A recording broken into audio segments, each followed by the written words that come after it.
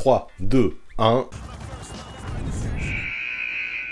Salut la team, comment allez-vous en ce week-end de fête? Et oui, demain c'est le All-Star Game en NBA. Bon, évidemment je vais regarder, c'est la tradition, mais je vais être totalement honnête avec vous. Personnellement, la période de sélection et tout ce qui se passe avant me hype généralement bien plus que le match en lui-même. Ouais, j'adore chaque année ce moment où on essaie de prévoir qui sera All-Star, qui ne le sera pas, où il y a des débats parfois passionnés et animés. Ces sélections, mine de rien, elles sont hyper importantes dans une carrière. Elles représentent de méga primes dans les contrats de certains, mais aussi une ligne très valorisante dans un palmarès. Sauf que c'est bien beau tout ça, mais maintenant les sélections, on les connaît et cette période elle est finie. Et pour revenir au match, je trouve que notamment depuis quelques années, c'est devenu le cirque un peu. C'est une espèce de grosse exhibition en mode gala qui ne correspond pas forcément au basket que j'apprécie. Mais peu importe, car désormais, ça doit être l'âge peut-être, j'ai réussi à prendre du recul et à prendre du plaisir en regardant ce match dans une autre optique, celle du spectacle et de la fête. Et vu qu'on parle de fête, la transition est toute trouvée, faut vite fait que je vous parle de mon partenariat du jour. Vous avez vu là le poster qui est derrière moi, il y a quand même un sacré nombre de All-Stars dessus. Et bien si vous êtes fidèle à la chaîne, vous connaissez, c'est la boîte Popster qui le produit. Alors avant de vous expliquer comment pendant le week-end du All-Star vous pouvez vous procurer toutes leurs affiches avec 15% de réduction, je vais vous la présenter un petit peu cette entreprise sympathique. Après 3 posters super cool que je vous avais présentés au mois de juillet, je mets en lumière les 2 nouveaux petits bébés de Popster. Le premier rend un hommage de taille à Kobe, tandis que le deuxième est dédié à l'équipe probablement la plus iconique de tous les temps, la Dream Team de Barcelone. Chacun de ces posters est d'une qualité exceptionnelle, en étant imprimé sur du papier ultra pro, en mode 250 grammes par mètre carré. Le truc impossible à déchirer, même pour le sosie raté de Vin Diesel. Puis ça ne s'arrête pas là, car l'encre utilisée, avec son rendu mat, est assez géniale, car elle résiste complètement aux UV. Ça vous rendra certain que malgré plusieurs années d'affichage, même devant une fenêtre exposée plein sud, votre poster ne bougera pas. Lâche l'affaire, le soleil n'essaie même pas, on est sur du level premium. Enfin, pour être complet, je dois ajouter un détail qui plaira beaucoup aux collectionneurs. Tous les posters sont publiés en édition très limitée, numérotée et accompagnés d'une carte plastifiée collector. Alors dépêchez-vous de faire commande, il n'y en aura pas pour tout le monde. C'est cool tout ça, non? Et avec la réduc encore plus, alors pour l'obtenir c'est easy. Vous avez un code promo, je l'affiche ici, et il suffit de l'entrer dans le cadre prévu au moment du paiement. Rien de sorcier à mon avis, vous y arriverez à tout ça et ça vous filera 15% sur l'intégralité de votre commande. Pas mal non? Dans un tel partenariat, tout le monde s'y retrouve, vous parce que vous payez moins cher, et moi parce que chacun de vos achats soutient grave la chaîne, alors ne vous privez pas si les affiches vous plaisent. Mais bref, je n'en fais pas plus car je pense que vous avez capté l'offre, vous avez l'habitude, alors c'est l'heure de partir en mode coast to coast.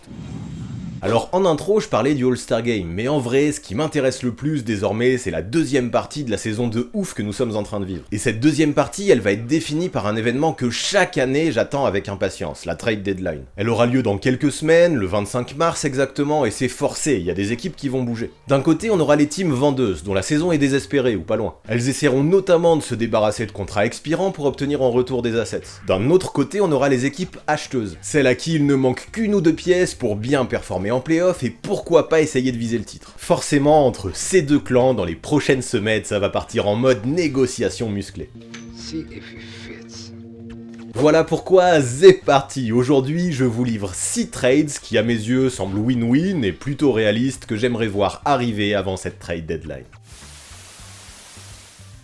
Bon, avant de partir, faut que je précise quand même que je ne suis pas Nostradamus, je ne dis pas que mes trades vont forcément avoir lieu. Même si j'essaye de me baser sur l'actu, bien sûr, ils ne correspondent pas forcément à toutes les rumeurs. En même temps, tellement il y en a, c'est impossible. Retenez simplement que ce sont des trades que j'aimerais voir et qui me semblent gagnants, même si c'est subjectif pour toutes les équipes concernées. Et le premier dont je vais parler concerne les Nets et les Pelicans, le voici. Les Nets envoient Spencer Dinwiddie plus le second tour de draft 2021 des Hawks à Nola, tandis que les Pels envoient JJ Redick à Brooklyn. Ce transfert ne concerne que 2 équipes, que 2 joueurs et finalement assez simple. Du coup, étudions comment, à mon sens, chaque équipe se retrouve bénéficiaire. Pour ce qui est des Nets, déjà, ça paraît clair. À Brooklyn, et encore plus avec l'arrivée de James Harden, on est dans le win now. Kyrie a déjà 31 ans, KD en a 32, et ça se peut bien que leur level baisse dans les années à venir. Je dis pas que c'est imminent, mais forcément ça arrivera un jour. Alors si on peut rajouter des pièces pour se renforcer et aller le plus loin possible dès cette saison, pourquoi se priver? L'arrivée de JJ Redick chez les Nets va dans ce sens. À cause de sa sale blessure, Spencer Dinwiddie, aussi bon soit-il, ne devrait pas revenir cette saison. Et ouais, quand on se fait les croisés dans le basket, généralement ça ne pardonne pas. Alors dans une optique de gagner au plus vite, autant le remplacer par quelqu'un qui est en bonne santé et qui sera utile dans la quête d'un titre. Même si Redick à 36 ans n'est plus le joueur qu'il était, on s'en doute, il est toujours un shooter d'élite, et après un début de saison difficile, le vétéran monte en puissance. Sur ses 15 dernières rencontres, il tourne à 46,4% de réussite à 3 points, de vrais chiffres de sniper.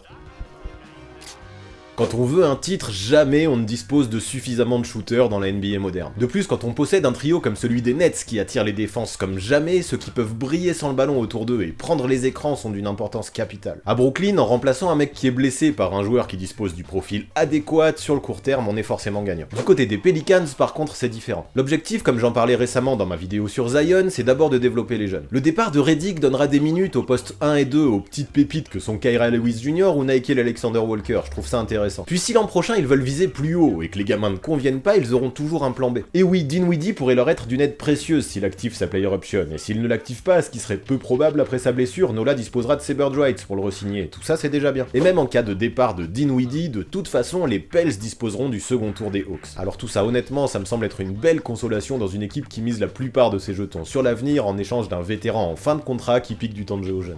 Mon deuxième trade concerne un joueur français. Wow. Et non, pas lui, ou du moins pas maintenant. Il envoie Victor Oladipo aux Knicks, tandis que Nerlens Noel, Frank Ntilikina et Kevin Knox prennent eux le chemin d'Houston en compagnie de 2 seconds tours de draft. Cette transaction est rendue possible au niveau des salaires grâce à la trade exception obtenue par Houston dans le trade de James Harden à Brooklyn. Commençons par les Knicks, franchise pour laquelle l'intérêt est flagrant. À part Nerlens Noel, quand il n'y a pas de joueur blessé, aucun de ces joueurs n'entre dans la rotation type de Tom Thibodeau. En parallèle, et c'est bien, la franchise new-yorkaise est réellement en course pour les playoffs. C'est vraiment cool, c'est vraiment hypant, sauf qu'à tout ça, je vois 2 limites. Déjà, vu comment le classement est serré au sein de la conférence Est, une place en post-season n'est pas encore assurée pour les New-Yorkais, on en est conscient. Mais surtout, en l'état, j'ai du mal à imaginer cette équipe exister au-delà d'un potentiel play-in. Alors je sais, chez les Knicks, au vu des années de disette dont on est en train de sortir, une simple qualification en play-off suffirait pour ravir les fans. Mais s'il y a moyen d'y gagner quelques matchs, ou même de s'imaginer réaliser un upset, ce serait encore mieux, non? Bon, on en est loin d'être là, mais j'imagine même pas la hype qu'il y aurait au Madison Square Garden si les Knicks sortaient les Nets au premier tour. Mais bon, j'arrête là parce que tout ça c'est quand même peu probable, alors revenons aux Knickerbockers. Cette saison, Reggie Bullock est utilisé en tant que titulaire, sur les ailes en compagnie de R.J. Barrett. Alors il se débrouille bien, le Reggie, mais rien à voir avec le type de joueur que pourrait être Oladipo. Ce que j'aime bien chez Victor, c'est qu'avec ses qualités défensives ou à la création, il apporterait dans des secteurs hyper importants du côté de New York, puis avec son esprit compétiteur, je trouve qu'il rentrerait parfaitement dans le moule Tom Thibodeau. De la défense, de la volonté de win, un peu de création, il y a tout ce qu'il faut, peut-être qu'il manque juste un peu de shoot. Mais bon, peu importe, pas besoin d'insister trop longtemps, une telle arrivée ferait beaucoup de bien aux Knicks. Même si tout n'est pas parfait, ça step up réellement et il faudra se lever carrément tôt pour me démontrer le contraire. Oui, moi ça me va, c'est plutôt du côté des Rockets que je me pose des questions, parce que je trouve qu'ils récupèrent très peu en échange d'un ancien All-Star. Là-dessus, t'as raison, sauf que Oladipo vient de refuser une prolongation en provenance de Houston, et il se retrouvera free agent dans quelques mois. De plus, depuis sa blessure, son level est un peu inquiétant, je trouve, et le niveau All-Star est un peu loin. En vrai, je ne suis pas vraiment certain que Oladipo aux Rockets, ça dure bien longtemps, alors autant essayer d'en tirer quelque chose tant qu'il en est encore temps. En parallèle, j'entends beaucoup dire que les prétendants ne seraient pas hyper chauds à l'idée de lâcher beaucoup pour ce joueur injury prone qui pourrait partir très vite et potentiellement ne jamais retrouver son niveau. Au vu de tous ces doutes, il n'y a donc peut-être pas besoin de se dépouiller plus que ça pour pouvoir entrer dans la danse.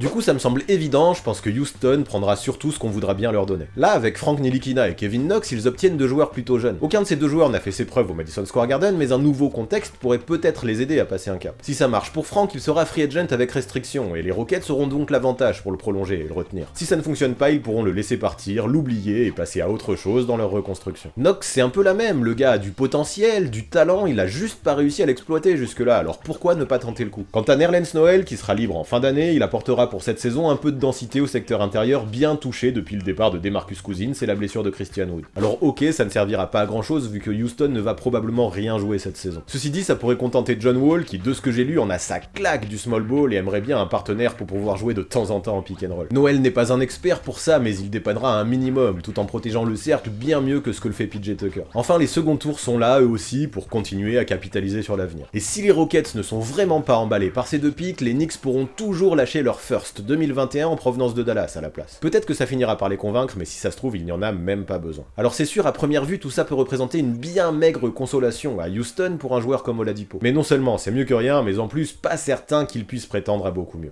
Mon troisième trade concerne 2 équipes qui ont réalisé un début de saison décevant, le Heat et les Hawks. Ce trade, le voici, les Hawks envoient John Collins à Miami, le Heat envoie Kendrick Nunn, Precious Achiuwa et leur first pick 2022 à Atlanta. Simple et efficace, je vais m'expliquer. On commence par Miami où, selon moi, une nouvelle fois, l'intérêt est flagrant. Depuis le départ de Jake Crowder, l'équipe floridienne peine à trouver un poste 4 qui fait l'affaire. Et même si les choses semblent aller un peu mieux depuis qu'une bonne partie de l'effectif a fait son retour, elle semble loin la team qui a disputé les finales NBA de manière héroïque l'an dernier. Avec John Collins, Miami obtient obtiendrait un starter de qualité au poste où Spoelstra en a le plus besoin, et ça pour moi ça n'a pas de prix, donc lâcher tout ça pour un joueur comme lui qui sera agent libre en fin de saison, ça peut paraître beaucoup, mais au final peu importe. Déjà vu qu'il est free agent avec restriction, le Heat aura l'avantage sur ses concurrents pour le re-signer, mais aussi j'aimerais penser à tonton Pat Riley. De ce qu'il se dit, le parrain, le président des opérations basket de Miami ne tient pas trop à s'endetter, et on peut le comprendre. Cet été il aimerait viser de gros noms, et récupérer aujourd'hui un gros contrat sur plusieurs années pourrait ruiner ses plans. Heureusement avec Collins et sa future free agency, tout va bien, d'autant plus qu'elle est sécurisée. Sa venue ferait step up l'équipe à court terme sans pour autant changer les projets de la franchise à plus long terme. Alors dommage quand même pour Kendrick Nunn qui était la bonne petite révélation de l'an dernier. Mais bon, Goran Dragic sera là au poste de meneur et je pense que pour obtenir un vrai poste 4, Pat Riley sera prêt à faire de tels sacrifices. Il aurait tort du contraire et cette transaction me semble donc tout bénef pour le Heat. Par contre, c'est peut-être du côté d'Atlanta qu'on peut se poser le plus de questions. Je suis persuadé que la franchise de Géorgie connaît la valeur de son joueur, mais en parallèle, il y a plusieurs indicateurs qui montrent que dans le vestiaire, l'ambiance ne serait pas ouf. Selon certaines rumeurs, depuis démenties par les deux hommes, entre Trae Young et John Collins, actuellement le torchon brûle.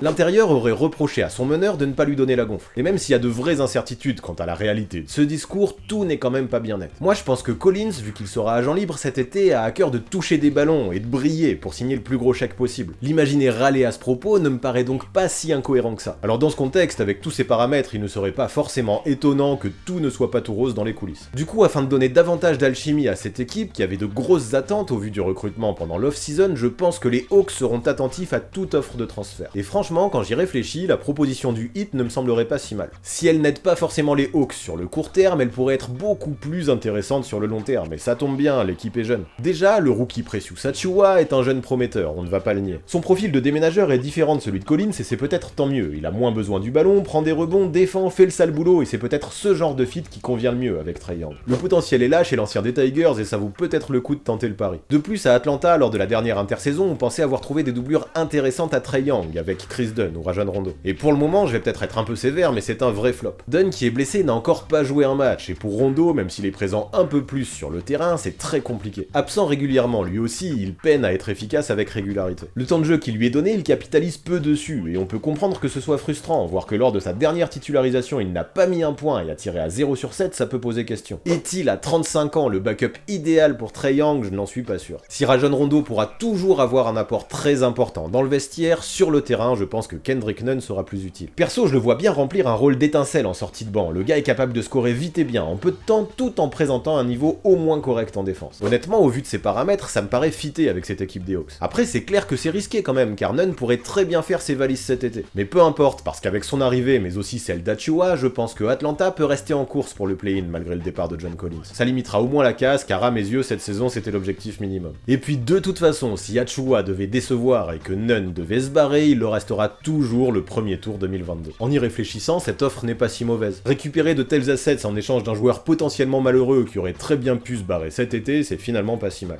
Allez hop, trade suivant qui lui concerne Dallas et Cleveland. Les Mavs envoient James Johnson, Dwight Powell et Wesley Iwundu à Cleveland, tandis que les Cavs envoient André Drummond à Dallas. La transaction est rendue possible grâce à la trade exception récupérée par les Cavaliers dans le trade de Kevin Porter Jr. à Houston. Là, on va commencer par parler de Cleveland. Alors là, je suis curieux, va falloir que tu m'expliques comment ils peuvent se contenter de si peu contre un joueur ancien All-Star qui tourne à 17-13. Eh bien, tout simplement parce qu'un André Drummond à 28 millions la saison, personne ou presque n'en veut en NBA. Pour le récupérer, il faut lâcher des salaires équivalents, et forcément ça compte. Autant il y aurait des candidats en cas de buyout, mais là c'est plus difficile, car pour équilibrer les salaires, il faut potentiellement lâcher des joueurs auxquels tu comptes. Ajoutons à ça que le gars est free agent en fin de saison et qu'il peut très vite se barrer sans contrepartie, et je comprends vraiment qu'il n'y ait pas tant de candidats qui frappent à la porte pour André Drummond. Et puis certes, il a du talent, mais il a aussi soulevé beaucoup de doutes depuis le début de sa carrière quant à son esprit de compétition et sa vraie volonté de gagner. Soyons clairs, il n'est pas du tout le genre de joueur sur lequel je parierais toutes mes billes. D'ailleurs, ça se confirme un peu avec les dernières rumeurs qu'on entend, car les Cavs seraient définitivement prêts à le couper s'il ne recevait pas d'offre. Alors vu que de toute façon ils ne le font plus du tout jouer, autant essayer de récupérer quelque chose en échange tant qu'il en est encore temps. Alors là, c'est clair que ce qui leur est envoyé, c'est vraiment pas fou, mais c'est sûrement un peu mieux que juste du vent. Du coup on récapitule, Wesley Iwundu ne sera probablement jamais une star, c'est clair, mais il peut faire le job en bout de banc. Dwight Powell, même s'il y a déjà pas mal de pivots du côté de Cleveland et qu'il est souvent blessé, a aussi des qualités, on ne va pas le nier. Il a de bonnes mains, il peut marquer quelques points et n'est pas non plus hyper cher avec son contrat de 11 millions par an jusqu'à fin 2023. Enfin, James Johnson, lui, est surtout là pour des raisons financières, et si un tel trade a lieu, je l'imagine bien cut directement. Donc ça ne fait pas rêver, c'est clair, mais c'est toujours un poil mieux qu'un gars que tu ne fais pas du tout jouer et qui va se barrer. Du côté de Dallas, pas besoin d'expliquer des heures en quoi c'est positif. Après une saison prometteuse l'an dernier, l'équipe texane galère désormais. Loin d'être certain de participer aux playoffs, il leur faut maintenant recruter pour être sûr de briller. Imaginez une team qui possède dans ses rangs un Luka Doncic ne pas participer aux playoffs pourrait ressembler à un échec cuisant. Donc pour éviter ça et tenter le tout pour le tout, André Drummond ne semble pas trop mal. Les joueurs dont les Mavs se séparent ne sont pas ultra importants et le step-up au poste de pivot, poste auquel il y a le plus de failles, pourrait être intéressant. Et ouais, depuis le début de cette campagne, c'est flagrant comment cette équipe a besoin d'un bon pivot. Boban Marjanovic et Dwight Powell ont beau avoir des qualités, ils n'ont quand même pas le niveau pour obtenir des minutes de titulaire chaque soir. L'arrivée du pivot en provenance de Cleveland pourrait donc aider à trouver quelques pistes pour solutionner ce souci. Alors c'est sûr que Drummond ne réglera pas à lui tout seul tout ce qui ne va pas à Dallas. Sa prise de décision suspecte pourrait parfois handicaper la team, mais en lâchant si peu, ça vaut quand même le coup de tenter. Non seulement dans la raquette, je le trouve très complémentaire avec Kristaps Porzingis, mais en plus il pourra tout à fait jouer le pick and roll avec Luka Doncic. Rien qu'avec ça, on a de vraies pistes qui valent le coup d'être creusées du côté de Rick Carlisle. Et puis on ne sait jamais si une arrivée à Dallas provoquait une explosion tant attendue chez Dédé. Bon, je n'y crois pas trop, mais un tel transfert pourrait en tout cas permettre aux Mavs d'asseoir définitivement une place en playoff. Ça a de la valeur mine de rien, et en cas de fail, il suffira de laisser partir tranquillement André Drummond cet été vers une autre destination.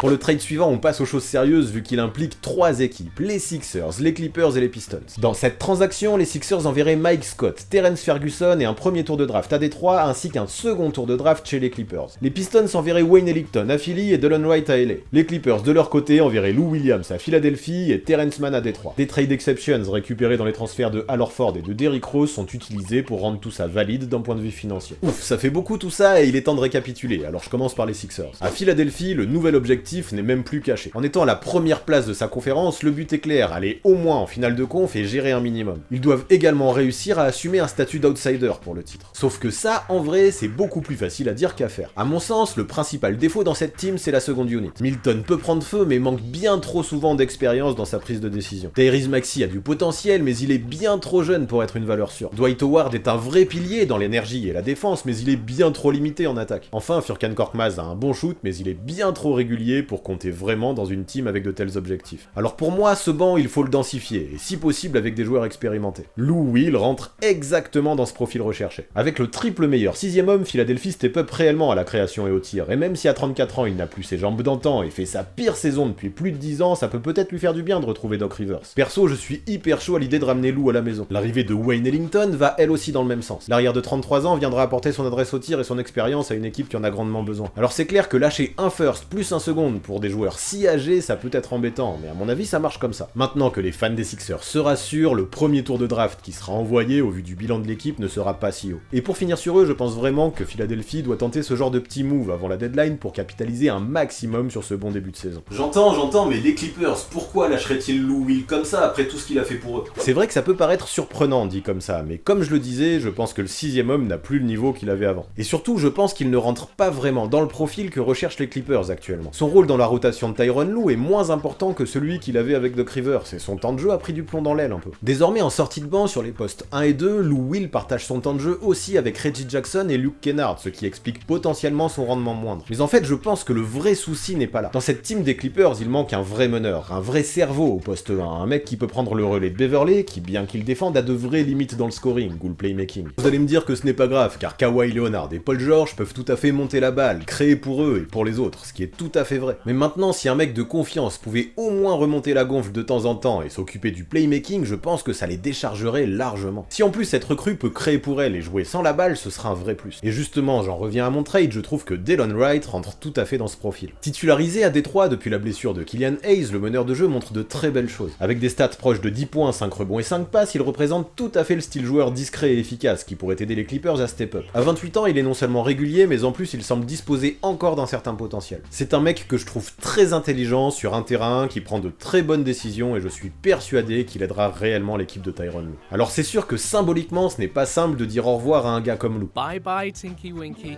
Bye bye. Lou, c'est quand même le style de personne très attachante en plus auquel on devient très vite accro. Mais bon, la NBA c'est un business et il ne faut pas oublier que le gars sera free agent en fin de saison. Sans trade au préalable, il pourrait donc faire ses valises dès cet été et dire au revoir à tout le monde. Alors au vu du symbole, récupérer Delon Wright et le second tour en provenance de Knicks peut sembler être une très maigre consolation. Cependant, ça me paraît quand même plutôt cohérent en échange d'un joueur en fin de carrière et en fin de contrat. Enfin, faisons un point sur les Pistons qui eux ne jouent plus rien. Leur but est donc de récupérer un maximum d'assets. Terrence Ferguson et Mike Scott sont là pour les salaires, car ils ils disposent de contrats expirants. Leur arrivée ne signifie quasiment rien et ils pourraient même très rapidement être coupés. Alors c'est le reste qui est plus intéressant, enfin un poil plus intéressant. Terrence Mann par exemple, à 24 ans, dispose d'un certain potentiel. Malheureusement, du côté des Clippers, au vu de la profondeur du roster, il n'a pas réellement eu l'occasion de l'exprimer. L'air du Michigan pourrait lui faire du bien, mais le mieux pour les Pistons, ce sera le premier tour en provenance de Philadelphie. Lâcher Delon Wright et Wayne Ellington pour récupérer un first, grosso modo, ça me paraît quand même plutôt valable pour une telle équipe en reconstruction. Cela me donne l'impression en tout cas que dans un tel scénario, Sixers, Clippers et Pistons pourraient se retrouver gagnants. Enfin, last but not least, un trade qui implique les Celtics et le Magic. Et oui, je vous avais prévenu qu'un autre Français serait potentiellement concerné par cette vidéo.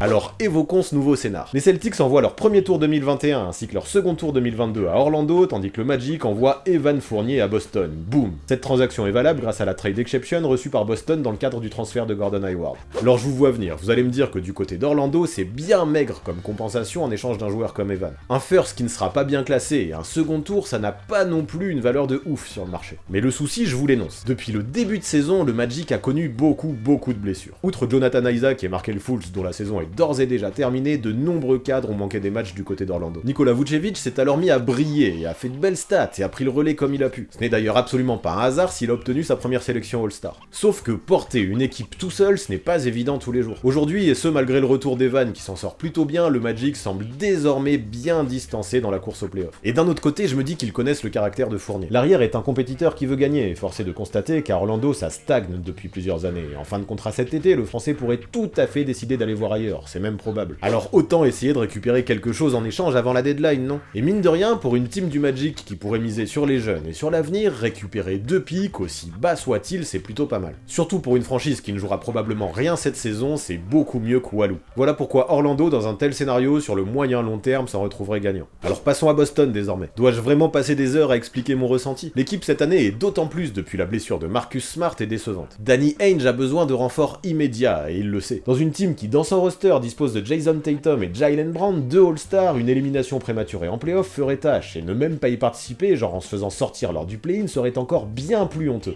Bon, on en est loin, mais il faut faire en sorte d'éviter ça à tout prix, je pense. Attends, comme tu dis, on en est loin, ils sont 4ème à l'Est, Boston, quand même. Alors oui, ils sont 4ème, mais fais gaffe, ils n'ont que 3 victoires d'avance sur Atlanta qui est 11ème. Ça peut aller vite en NBA, et je me dis que vu la dynamique aléatoire que connaissent les 6 en ce moment, Danny Ainge aimerait bien éviter de se faire peur si possible. Alors étudions rapidement la situation. Si Marcus Smart est très bon en tant que titulaire, il est actuellement blessé, et pourra aussi très bien faire l'affaire en tant que 6ème homme. A priori, il devrait revenir après le All-Star Break, mais pour l'instant, rien de certain, nous n'avons pas de date encore. Alors franchement, dans le cas d'une arrivée d'Evan à Boston, je ne sais pas vraiment qui Brad Stevens privilégierait pour être starter. Marcus Smart, Evan Fournier, au final, peu importe, il pourrait même tenter de mettre Kemba Walker en sortie de banc. Quoi qu'il en soit, je sais que le tacticien se débrouillera très bien pour donner du temps de jeu quand il faut à ses pièces les plus importantes. Il y arrivera à ça, c'est un peu sa spécialité, j'en suis certain, d'autant plus dans une rotation qui est très limitée et qui manque de profondeur à Boston. L'arrivée d'Evan Fournier serait l'occasion de remédier à ça ferait du bien à cette team et lui assurerait probablement une chance de faire un beau parcours de playoff. Puis qui sait, si Evan se plaît là-bas et que ça gagne, l'idée de prolonger cet été pourrait potentiellement lui traverser la tête. Alors bien sûr, et on va finir là-dessus, on n'en est pas là, mais chez les Celtics, je pense qu'une telle venue vaut bien quelques pics et un bout de trade exception.